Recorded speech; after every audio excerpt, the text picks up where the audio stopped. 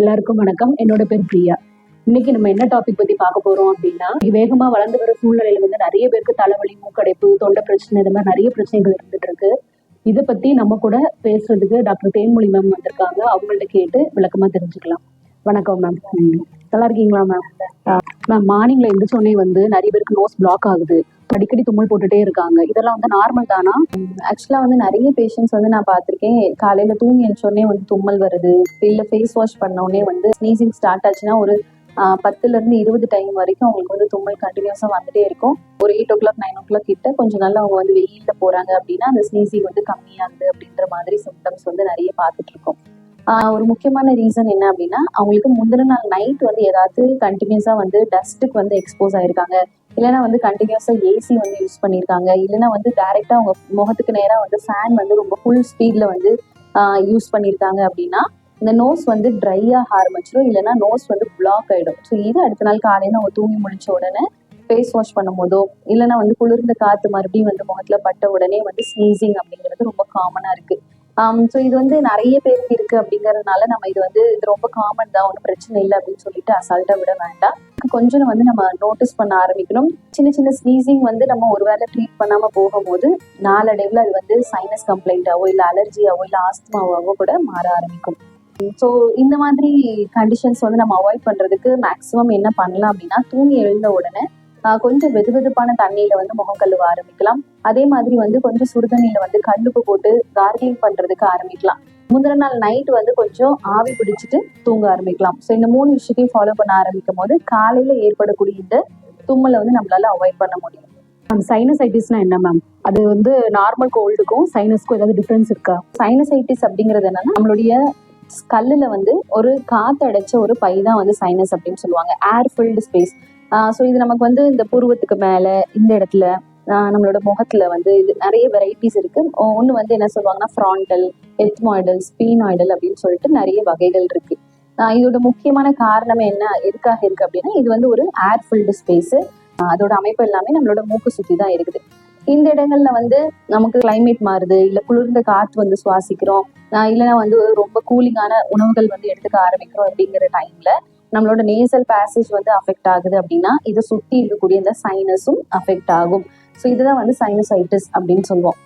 So இது நம்ம ஆரம்ப கட்டத்தில் ட்ரீட் பண்ணிட்டோம் அப்படின்னா ஓகே.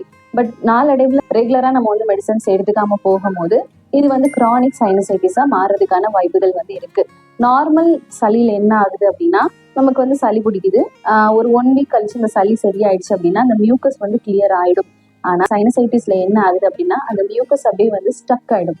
ஸோ ஸ்டக்கான மியூக்கஸ் மூக்கு அடிக்கடி தலை பாரமோ, இல்லை ரொம்ப தலை வெயிட்டா இருக்கிற மாதிரி ஒரு ஃபீலிங்கோ, இல்லைன்னா நம்ம மேல நிமிர்ந்து பார்க்கும்போது நம்மளுக்கு போஸ்ட் நேசல் ட்ரிப், மூக்குல பின்னாடி வழியா அந்த சளி போறது, மூக்கு அடைச்சிக்கிறது, இல்லைன்னா அடிக்கடி ஸ்னீசிங் வருது, இது எல்லா கம்ப்ளைண்ட்ஸுமே சைனசைட்டிஸ்ல இருக்கும். ஸோ இது ரெண்டுக்குமே என்ன தீர்வு அப்படின்னா, ரொம்ப சிம்பிளா நம்ம ஆவி பிடிக்கிறது இந்த சைனசைட்டிஸ்க்கும் சரி, நார்மல் கோல்டுக்கும் சரி நம்மளுக்கு பெரிய அளவுல ஹெல்ப் பண்ணி கொடுக்கும். அதே மாதிரி நம்ம சூப் குடிக்கலாம், இல்ல வெதுவெதுப்பான தண்ணி அடிக்கடி சிப் பண்ணி குடிக்கலாம். ஸோ இந்த மாதிரி சின்ன சின்ன விஷயங்கள் நம்ம ஃபாலோ பண்ணும் போது சைனசைட்டிஸும் சரி, நார்மல் கோல்டு நம்மளால ஈஸியா ரெக்கவரி பண்ண முடியும்.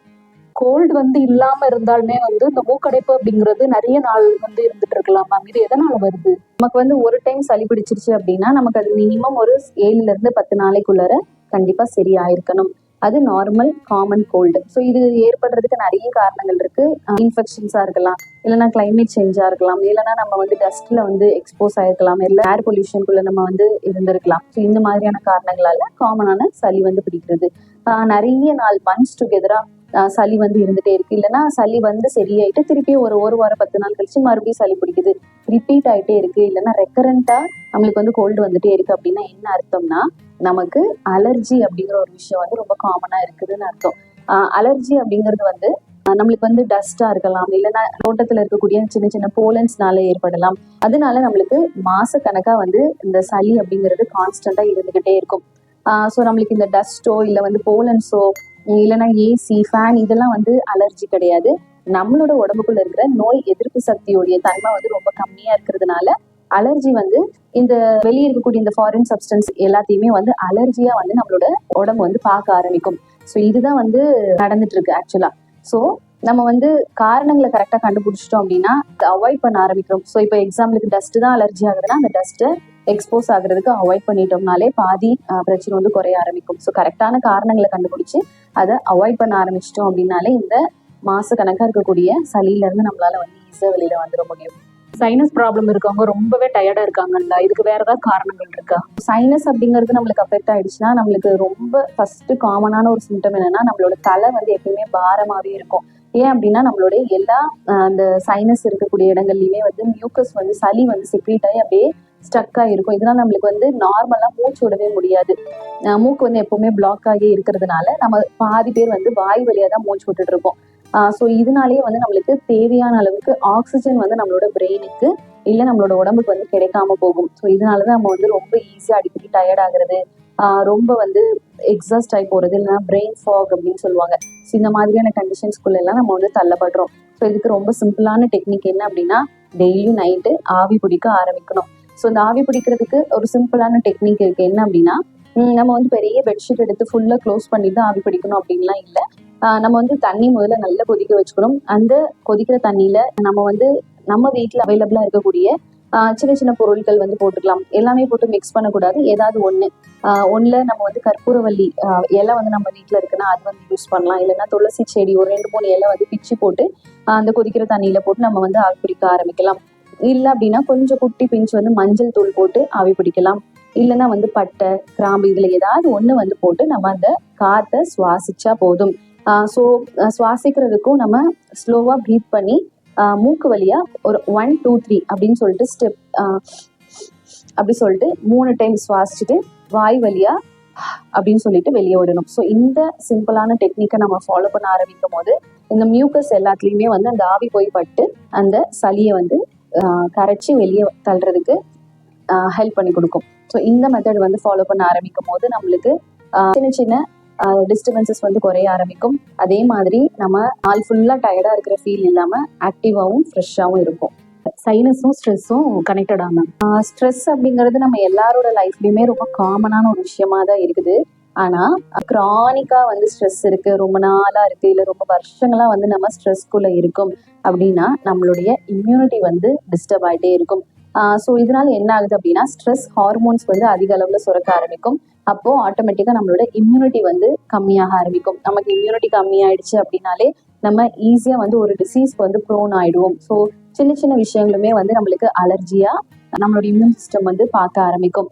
ஸோ அதிகமா அதுக்கு ஏற்ற மாதிரி ரியாக்ட் பண்ணிட்டு இருக்கும். ஓவரா வந்து ரியாக்ஷன் கொடுத்துட்டே இருக்கும். ஸோ சின்ன டஸ்ட்னாலும் வந்து அதிகமான தும்மல், இல்லைன்னா ஏசி வந்து கொஞ்சம் கூலிங் டெம்பரேச்சர் ஜாஸ்தியானாலும் உடனே வந்து ரெஸ்பான்ஸ் பண்ணிட்டு ஸ்னீசிங் வருது, இல்லைன்னா நோஸ் பிளாக் ஆயிடுறது, கண்ணெல்லாம் வந்து ரெட்டிஷ் ஆயிடுறது, கண்ணீர் வருது, இது எல்லா சிம்டம்ஸுமே வந்து நடக்க ஆரம்பிக்கும். ஸோ இம்யூனிட்டி வந்து வீக்கா இருக்கும் போது அதனுடைய ரியாக்ஷன்ஸ் வந்து ரொம்ப ஜாஸ்தியாக ஆரம்பிக்குது.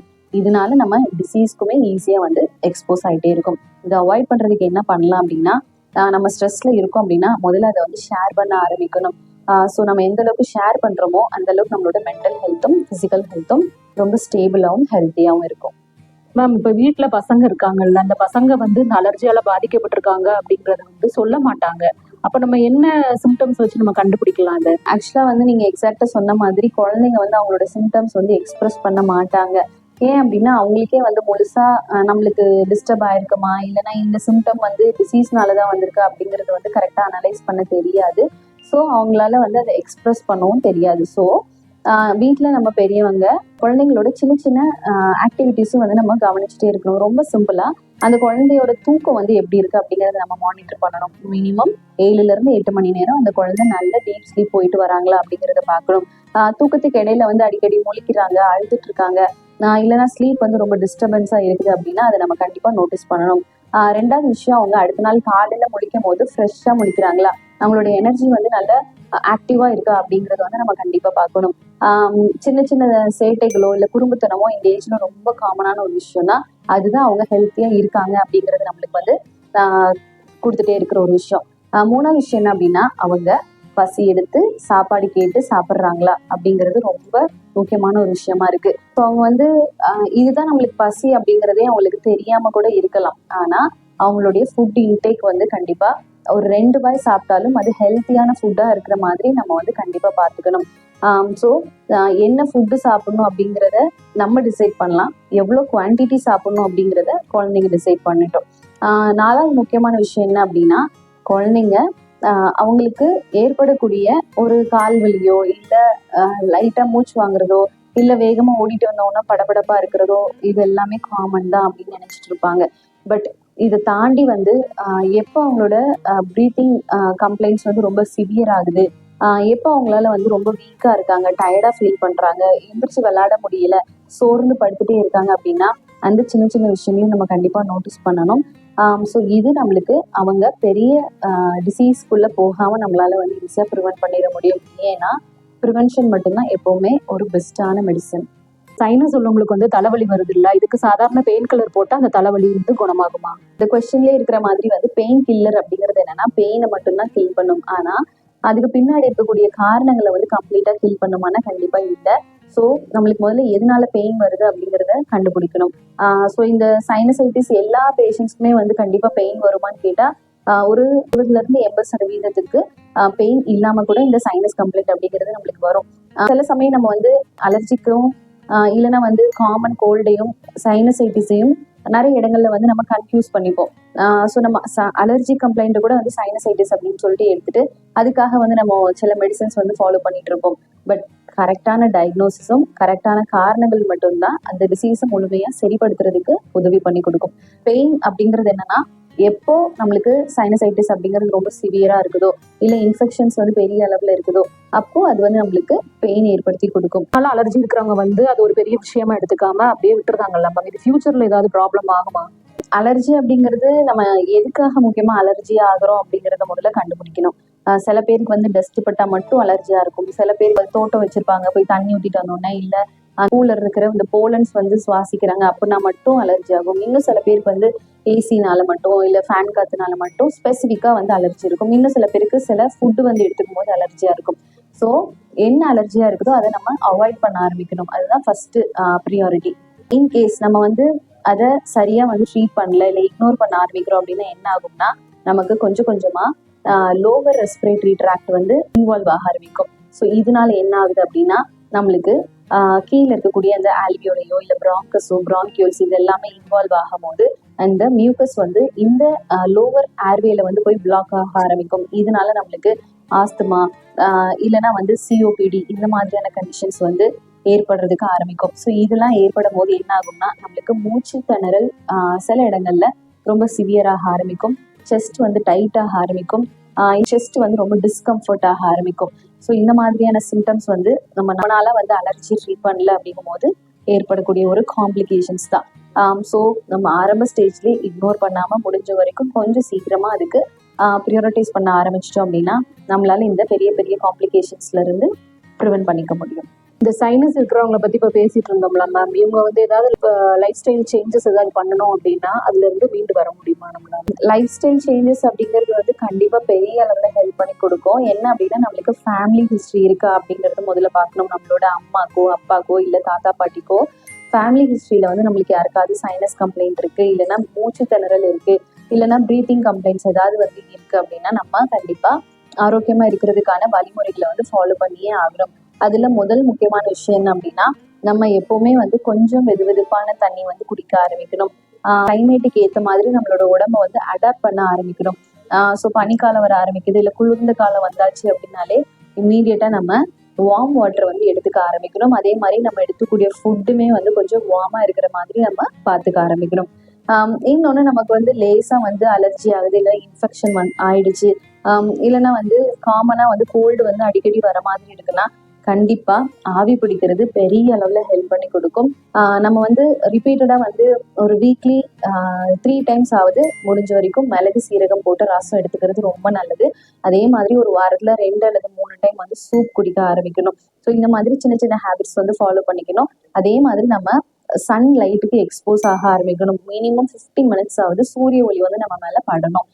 ஸோ இது எல்லாமே நம்ம ரெகுலரா ஃபாலோ பண்ணிட்டு இருக்கும் போது நம்மளால இந்த சைனஸ் கம்ப்ளைண்ட்ல இருந்தோ இல்லை அலர்ஜி கம்ப்ளைண்ட்ல இருந்தோ ஈஸியா வெளியில வந்துட முடியும். இன்னொரு முக்கியமான விஷயம் என்ன அப்படின்னா நம்மளுக்கு எந்த பர்டிகுலர் ரீசன் வந்து இந்த சைனசைட்டிஸோ இல்லை அலர்ஜியோ ஏற்படுத்துது அப்படிங்கிறத கரெக்டா கண்டுபிடிச்சிட்டு அதை அவாய்ட் பண்ணிட்டோம் அப்படின்னாலே 90% வந்து நம்ம அந்த டிசீஸ்க்கு எக்ஸ்போஸ் ஆக மாட்டோம். ஸோ இதெல்லாம் ரெகுலராக ஃபாலோ பண்ணிட்டு வரும்போது நம்மளால வந்து ஹெல்த்தியாக சைனசைட்டிஸ்ல இருந்து ஈஸியாக வெளியில வந்துட முடியும். மேம் சைனஸ்க்கு வந்து ஹோமியோபதியில எந்த மாதிரி மெடிசன் நீங்க கொடுக்குறீங்க, அது எந்த அளவுக்கு ஒர்க் பண்ணுது மேம்? ஹோமியோபதியில வந்து சைனசைட்டிஸ்க்கு ஒரு பெரிய ஸ்கோப் வந்து இருக்குது. கிட்டத்தட்ட ஒரு 70 to 80% ஆஃப் பீப்புள்ஸ்க்கு வந்து சைனசைட்டிஸ்ல இருந்து அவங்களால கம்ப்ளீட்டாவே வந்து வெளியில வந்திருக்க முடியுது. கம்ப்ளீட் கியூருமே வந்து அவங்களுக்கு கிடைச்சிருக்கு. இதுக்கு முக்கியமான ரீசன் என்ன அப்படின்னா homeopathic method of case taking மட்டும்தான் இதுக்கு பெரிய அளவில் ஹெல்ப் பண்ணி கொடுத்துருக்கு. ஏன் அப்படின்னா ஹோமியோபதி வந்து ஒரு டிசீஸை வந்து அதோட ரூட் காஸ்ல இருந்து ட்ரீட் பண்றதுக்கு ஹெல்ப் பண்ணுது. அதே மாதிரி அவங்களுடைய இம்யூனிட்டி வந்து இம்ப்ரூவ் பண்றதுக்கும் பூஸ்ட் பண்றதுக்குமே வந்து பெரிய அளவில் ஹெல்ப் பண்ணி கொடுக்குது. ஒரு நோய் வந்து தன்னை தானே சரிப்படுத்திக்கிறதுக்கு முக்கியமான ரீசன் என்னன்னா அவங்களுடைய நோய் எதிர்ப்பு சக்தி. ஸோ ஒரு நோயை முழுமையா குணப்படுத்துறதுக்கும் அதோடைய நோய் எதிர்ப்பு சக்தியை சூப்பரா இம்ப்ரூவ் பண்ணி கொடுக்கறதுக்குமே வந்து ஹோமியோபதி வந்து பெரிய அளவுல ஹெல்ப் பண்ணி கொடுக்குது. இன்னொன்று வந்து இது எந்த விதமான சிம்டம்ஸுமே வந்து சப்ரஸ் பண்ணாது. ஸோ சப்ரஸ் பண்ணாம ஒரு டிசீஸை வந்து கம்ப்ளீட்டா கியூர் பண்றது தான் வந்து ஒரு முழுமையான மருத்துவமா இருக்கும். ஸோ அதுக்கு ஹோமியோபதி பெரிய அளவுல ஹெல்ப் பண்ணி கொடுக்குது. இவ்வளவு நேரம் வந்து சைனஸ் பத்தி நீங்க நிறைய விஷயங்கள் எங்களோட ஷேர் பண்ணீங்க, நிறைய டிப்ஸ் கொடுத்தீங்க. கண்டிப்பா இதெல்லாம் நாங்க ஃபாலோ பண்றோம். நெக்ஸ்ட் வீக் வந்து வேற ஒரு டாபிக் எடுத்துட்டு நான் உங்களை வந்து மீட் பண்றேன் மேம். Thank you ma'am.